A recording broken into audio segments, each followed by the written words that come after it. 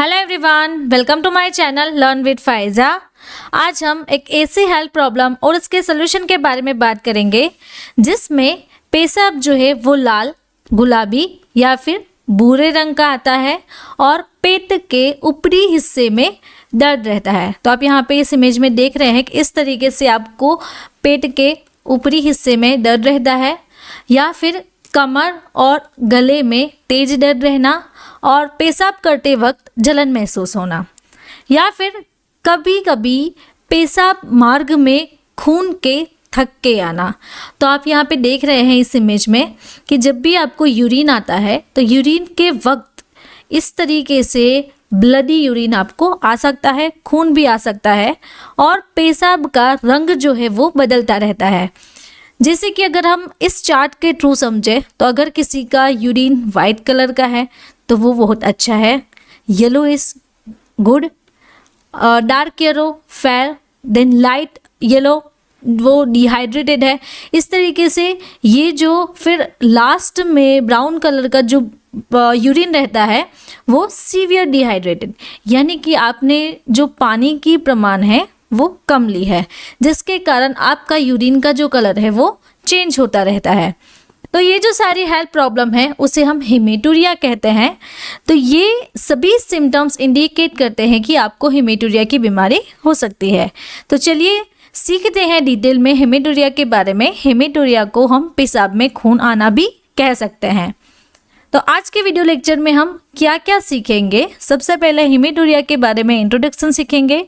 हेमेटूरिया बीमारी है क्या, किस वजह से होती है, देन उसके लक्षण क्या है, कारण क्या है, डायग्नोसिस क्या करवा सकते हैं, उसके लिए प्रिवेंशन क्या है, देन ट्रीटमेंट ऑप्शंस। तो अगर किसी को पेशाब में खून आता है, खून के थक्के दिखते हैं या फिर ब्लडी यूरिन आता है तो उसे कौन कौन सी ट्रीटमेंट लेनी चाहिए, तो इसके बारे में आज का हमारा वीडियो लेक्चर रहेगा। तो आप लास्ट तक बने रहिए जिससे कि आपको हेमेटूरिया के बारे में जानकारी मिलेगी या फिर आपको भी यही बीमारी है तो इसका प्रॉपर डायग्नोसिस और ट्रीटमेंट आपको मिलेगा। तो चलिए आप समझते हैं इस बीमारी के बारे में कि हेमेटूरिया का मतलब हमने सीख ही लिया कि हेमेटूरिया का मतलब होता है पेशाब में खून आना। तो ये जो समस्या है वो एक मेडिकल टर्म में हम उसे हेमेटूरिया कहते हैं और आमतौर पर माना जाता है कि पेशाब में खून आने की समस्या पेशाब के रास्ते में होने वाले संक्रमण की वजह से होती है। यानी कि अगर हम यहाँ पे देखें तो ये एक किडनी की फिगर दी हुई है। तो आप यहाँ पे देखेंगे, यहाँ पे ब्लड वेसल्स है और ये जो हमारा मार्ग है यहाँ से शुरू होगा वो हमारा होगा यूरिनरी ट्रैक। तो अगर यहाँ पे कोई इन्फ्लेमेशन हुआ है, यहाँ पे आपको कुछ भी सूजन हुई है, चोट लगी है, तो उसके कारण आपको पेशाब में खून की समस्या हो सकती है। लेकिन इसकी और भी कई वजह हो सकती है। इसमें गुर्दे से लेकर मूत्राशय की पथरी भी शामिल होती है। तो आप यहाँ पे देखिए कि यहाँ पे ये जो नेफ्रॉन्स है, नेफ्रॉन्स में या फिर यूरेटर में आपको पथरी की बीमारी है तो उसके कारण भी आपको पेशाब में खून आ सकता है। हेमेटूरिया होने के बाद मरीज को जांच और इलाज करने का बिल्कुल भी देरी नहीं करनी चाहिए। तो अगर पेशेंट देर करता है तो क्या होता है, तो आगे हम वीडियो लेक्चर में सीखेंगे कि अगर किसी को हेमेटूरिया है, ब्लड आ रहा है यूरिन में, तो उसके लिए क्या करना चाहिए।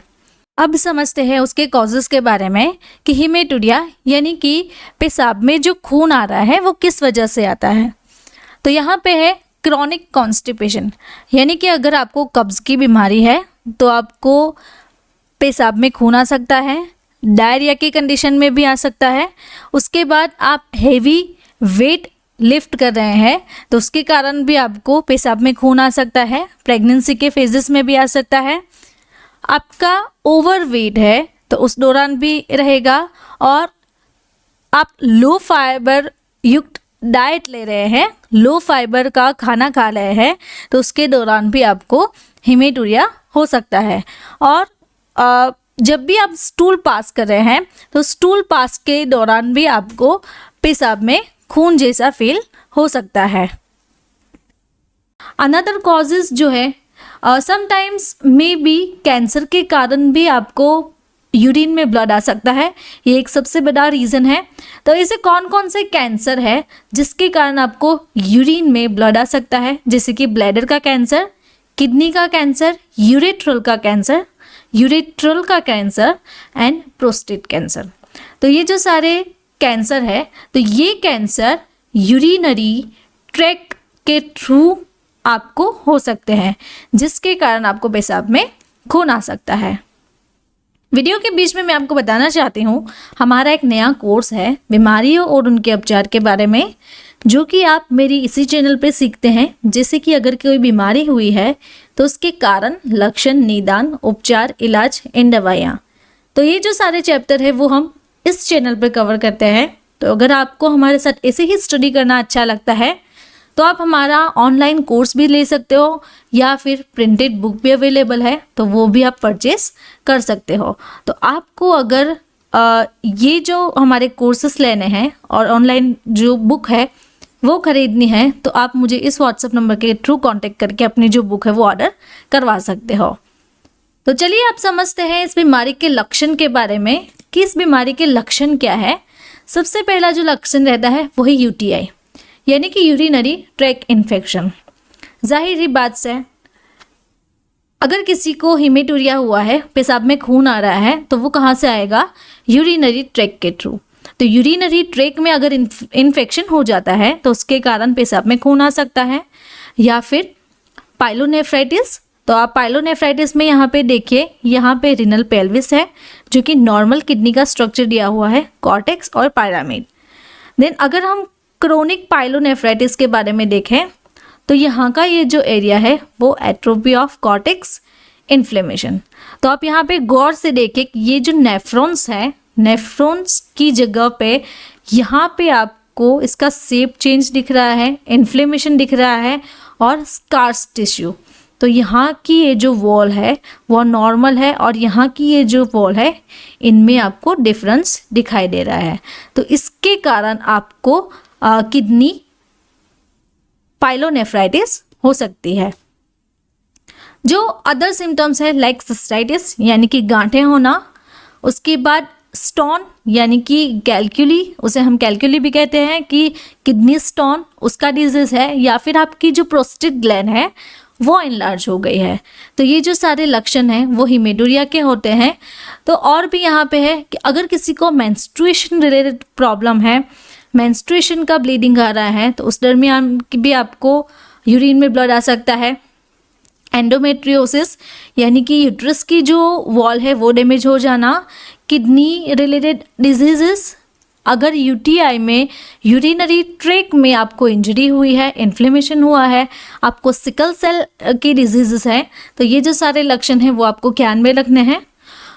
नाउ वीडियो के बीच में मैं आपको बताना चाहूँ, अगर आपको ऑनलाइन कंसल्टेशन चाहिए, आपको भी ये जो सब बीमारियाँ हैं उसके बारे में आपको प्रॉपर ट्रीटमेंट चाहिए, तो आप मुझे इस व्हाट्सएप नंबर के थ्रू कांटेक्ट करके अपनी बीमारी का हल ले सकते हो।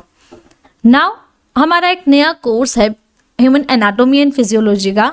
तो अगर आपको हमारे वीडियो ऐसे ही अच्छे लगते हैं तो आप हमारा ये भी कोर्स ले सकते हो। तो इसमें पूरी ह्यूमन बॉडी का आपको anatomy and physiology chapter wise आपको डिजीजेस रहेंगे और आपको HFP का सारा कोर्स मिल जाएगा। तो इसकी लिंक मैंने डिस्क्रिप्शन बॉक्स में दी हुई है, तो डिस्क्रिप्शन के थ्रू आप वो लिंक के ऊपर क्लिक करके अपना जो कोर्स है वो ले सकते हो। नाउ डायग्नोसिस के बारे में सीखे कि अगर किसी को हेमेटूरिया है तो वो क्या डायग्नोसिस करवाएगा।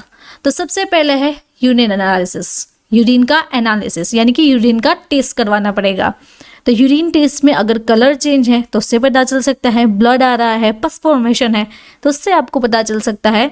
यूरिन का कल्चर लेना, urine cytology, cystoscopy, ultrasound, CT scan and MRI। तो ये जो सारे डायग्नोसिस है वो हेमेटूरिया के रहते हैं। अब प्रिवेंशन की बात करें तो क्या प्रिवेंशंस लेने चाहिए। सबसे पहले आपका जो यूरिन का कलर है वो चेंज ना हो, उसके लिए आपको ज़्यादा से ज़्यादा पानी पीना है, जैसे कि दिन में 5 से 6 लीटर और 6 से 7 लीटर मैक्सिमम आपको पानी पीना है। उसके बाद आपको बैलेंस डाइट लेनी है।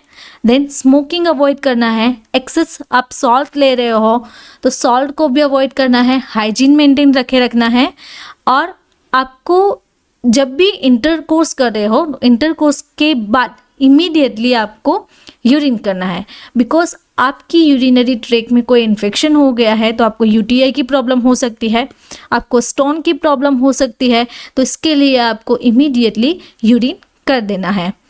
नाउ ट्रीटमेंट ऑप्शन के बारे में बात करें, किसका इलाज कैसे हो सकता है। सबसे पहले जो आपको मेडिकेशन के बारे में बात करें तो antibiotic medicines, disease modifying agent, diuretics and hormone related medications आप ले सकते हो। तो चलिए इसका one by one medicine option देखते हैं कि क्या क्या मेडिकेशंस रहेगी। तो सबसे पहला जो ऑप्शन है वो है ऑफ्लॉक्स ओजेड, सिप्ला कंपनी बनाती है। तो इसका जो डोज रहता है वो 1 to 2 टेबलेट पर डे। ये एक एंटीबायोटिक मेडिकेशन है, तो अगर आपको कोई इन्फेक्शन हुआ है तो इन्फेक्शन को ये मेडिसिन ट्रीट करती है। उसके बाद अनदर जो एंटीबायोटिक है वो है ज़ेनफ्लॉक्स फॉर यूटीआई। अगर किसी को यूरिनरी ट्रैक का इन्फेक्शन है तो ये वो ले सकता है। तो इसका भी डोज सेम रहता है, 1 से 2 टेबलेट दिन में एक बार। देन फ्लेवोक्सेड यानी कि यूरिकाइन, मैनकाइन बनाती है। तो ये बार बार जो यूरिन आ रहा है, आपको यूरिन रोक नहीं पा रहे हैं, तो उसके लिए लेने की होती है। तो ये मेडिसिन आपका फ्रिक्वेंट यूरिनेशन जो है, बार बार यूरिन करने की इच्छा होती है, तो उसे वो ट्रीट करती है। तो इसका जो डोज है वो भी आपको 1 से 2 टेबलेट दिन में एक बार लेने की होती है। उसके बाद यूरिकाइन KM, तो ये सचेट फॉर्म में आती है। तो सचेट में आपको पाउडर फॉर्म रहेगी। तो पाउडर में ये न्यूट्रास्यूटिकल्स है, स्पेशली किडनी के लिए है। तो डोज इसका रहेगा 1 सैचेट पर डे का। नाउ अगर आप हमारे साथ ऐसे ही स्टडी करते हो तो आपको हमारी ये बुक अच्छी लगेगी। तो अगर आपको हमारी डिजीज़ एंड ट्रीटमेंट की बुक चाहिए, ये फर्स्ट एडिशन है, तो इसके लिए आप व्हाट्सएप के थ्रू मुझे कांटेक्ट कर सकते हो। तो इसकी अफोर्डेबल प्राइस रहेगी आपके लिए। इसमें अराउंड अप्रोक्सीमेटली 120 डिजीज़ आते हैं। तो इसके लिए आप मुझे व्हाट्सएप के ऊपर कांटेक्ट करके आप अपनी और बुक जो है वो ऑर्डर करवा सकते हो। नाउ अनदर ऑप्शन के बारे में देखें, जैसे कि हम ड्रॉप्स के बारे में बात करें तो यहाँ पे SBL के ड्रॉप्स है। ये SBL होम्योपैथिक मेडिकेशन है। तो इसका जो डोज रहता है वो ये है कि 10 to 15 drops half cup of water में दिन में 3 बार आपको लेना है। उसके बाद LN 837 के ड्रॉप्स आते हैं रिनल कैलकुली। अगर पथरी की बीमारी है, आपको स्टोन हो गया है, तो उसके लिए डोज रहेगा 8 to 10 drops half of cup of water में दिन में 3 बार। उसके बाद हिमालय की बात करें तो सिस्टोन टैबलेट आती है, सिस्टोन 60। तो ये जो टैबलेट है उसकी डोज रहेगी आपको 2 टैबलेट दिन में 2 बार, यानी कि 2 टैबलेट सुबह में और 2 टैबलेट रात में। उसके बाद सिस्टोन हिमालय की है, लेकिन ये फोर्ट है, सिस्टोन फोर्ट। तो ये दोनों टैबलेट अलग है, ये ओनली सिस्टोन है और ये सिस्टोन फोर्ट। तो इसका भी सेम डोज रहता है, 2 टैबलेट सुबह में और 2 टैबलेट रात में। नाम यहाँ पे है सिरप। तो ये जो सिरप है हिमालय की सिस्टोन SF यानी कि आप यहाँ पे देखिए शुगर फ्री है। तो इसका डोज 5 ml दिन में 3 बार लेने की होती है। देन नेरी KTF शुगर फ्री ये भी है, तो इसका भी सेम डोज रहेगा। नाउ अगर किसी को यूरिन में जलन होती है, यूरिन करते वक्त जलन हो रही है, पेशाब में इन्फेक्शन हो गया है, तो उसे डाइसोडियम हाइड्रोजन साइट्रेट की सिरप लेनी होती है। और यहाँ पे है अल्कासोल, अल्कारेट एंड सिट्राल का। तो ये 3 मेडिसिन ऑप्शन है, इनमें से आपको एक ही लेना है। तो इसका डोज 5 ml दिन में 3 बार रहेगा। देन वेल्टाम 0.2 ये यूरिनरी ट्यूब डायलेटर के काम करती है। अगर किसी की यूरिनरी ट्यूब सिंक्रोनाइज हो गई है तो वो उसे डायलेट करेगी। डायलेट करने के बाद यूरिन का जो फ्लो है वो प्रॉपर होगा। अगर किडनी में स्टोन है तो वो स्टोन भी निकाल देगी। तो इसका जो डोज रहेगा वो दिन में 2 से 3 टैबलेट पर डे का रहेगा। अब जो लास्ट ऑप्शन है वो ये है कि लिथोट्रिप्सी। तो अगर किसी को ये जो सारी मेडिसिन है उससे ठीक नहीं हो रहा है तो ये थेरापी आप ले सकते हैं। तो लिथोट्रिप्सी में क्या होता है, तो साउंड वेव्स आते हैं, अल्ट्रासाउंड वेव्स। तो इसके कारण अगर किसी को पथरी है, अगर किसी की जो ट्यूब है वो डायलेट नहीं हो रही है, तो लिथोट्रिप्सी के थ्रू ये किडनी जो स्टोन है वो उसे छोटे छोटे पीसेस में ब्रेक करके वाया यूरेटर के थ्रू बाहर निकाल सकता है।